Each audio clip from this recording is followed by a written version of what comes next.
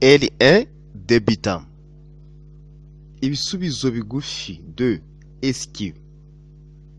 Hano, hano, hirya, hirya, hino, hino, hanze, hanze, imbere, imbere, inyuma, inyuma, ku ruhande, ku ruhande, munsi, munsi.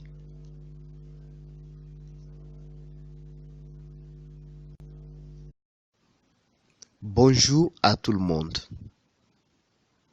Nous revenons avec notre leçon des débutants. R1 débutant. Ibisubizo bigufi, comme nous l'avons dit, ibisubizo sont des réponses. Bigufi signifie courte. Aujourd'hui, nous allons voir hano, hano, pour dire ici,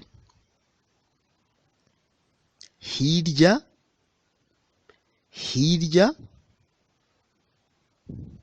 qui peut signifier à part, à côté, loin d'ici. Hino, c'est le contraire de hirya, c'est proche d'ici, tout près, c'est ça. Hino, hanze, hanze, dehors, par exemple, dehors de la maison. Imbere, imbere peut être dedans ou bien devant, ça dépend du sens. Imbere, inyuma, inyuma c'est derrière.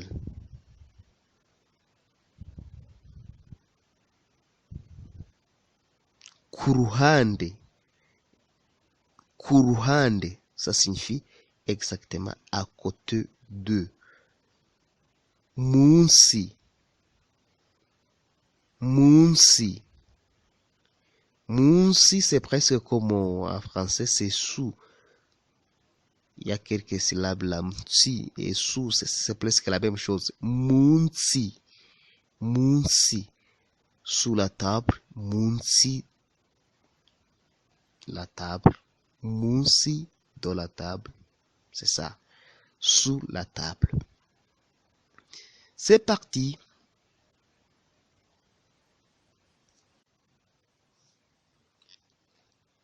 Nous commençons par ceci. Hano. Juste c'est pour dire ici. Je peux te poser la question. Uricharahe. Uricharahe. Où tu vas t'asseoir? Uricharahe. Où tu vas t'asseoir? Et tu vas me répondre, je vais m'asseoir ici. Hano. Uricharahe. Hano. Ah, ok. Pas de problème. Si c'est ce que tu choisis, ok, tu vas rester là-bas. Oui. Uricharahe. Où tu vas t'asseoir? Non, je vais m'asseoir ici. Il n'y a pas de problème. Hano. Je vais m'asseoir hano. Tu vois? C'est ça la signification de hano.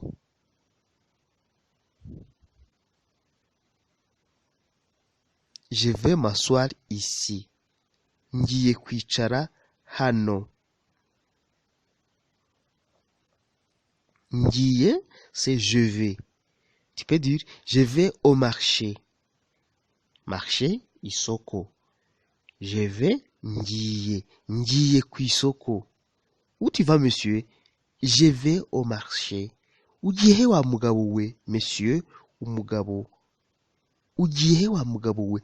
Ngiye kw'isoko. Je vais au marché. Le verbe s'asseoir en Kinyarwanda signifie kwicara.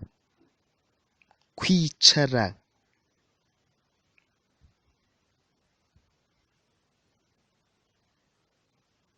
Je vais m'asseoir ici. Ngiye kwicara hano. Ici. Hano. Je vais t'aider. Aider. Gufasha. Je vais t'aider. Ngiye kugufasha. On continue.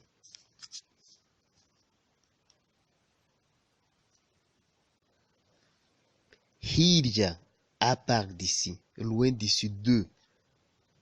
Il y a une question ici en Kinyarwanda. Data aherereye he? Où se trouve mon père? Mon père, en politesse, tu vas dire data. Où, en Kinyarwanda, hehe. Où se trouve mon père? On peut répondre ça en Kinyarwanda. Hirya, pour dire il se trouve quelque part d'ici. Il se trouve de l'autre côté. Hirya s'accompagne avec de quelque chose. Par exemple, hirya y'imodoka ye. Il se trouve après sa voiture. Hirya y'imodoka ye. Sa voiture.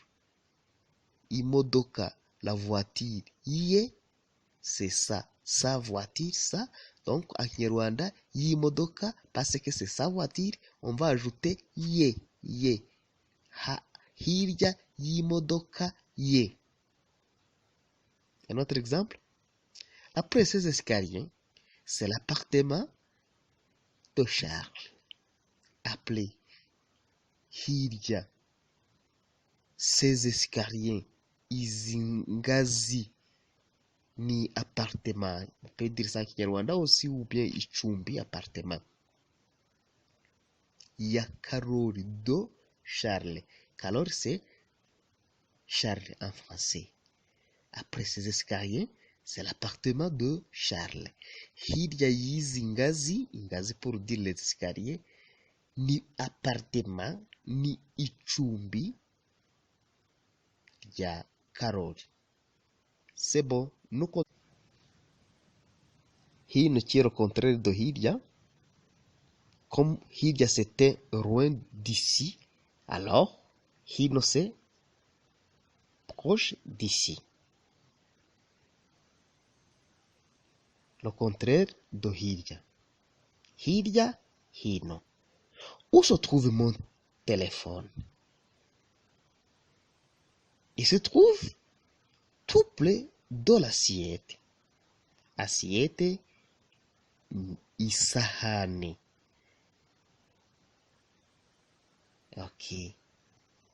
Où se trouve mon téléphone? Hino, isahani. Telefone yawe, ton téléphone, iri hino y'isahane. Ok.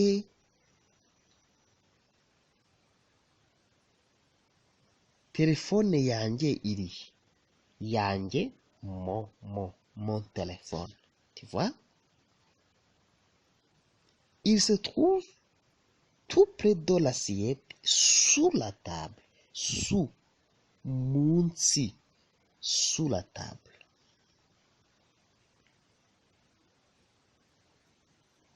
La table à mesa. Sous la table, munsi ya mesa. Munsi ya mesa. C'est fini pour aujourd'hui. Nous allons continuer avec les autres réponses qui restent la fois prochaine. On va se voir. Merci. Murakoze.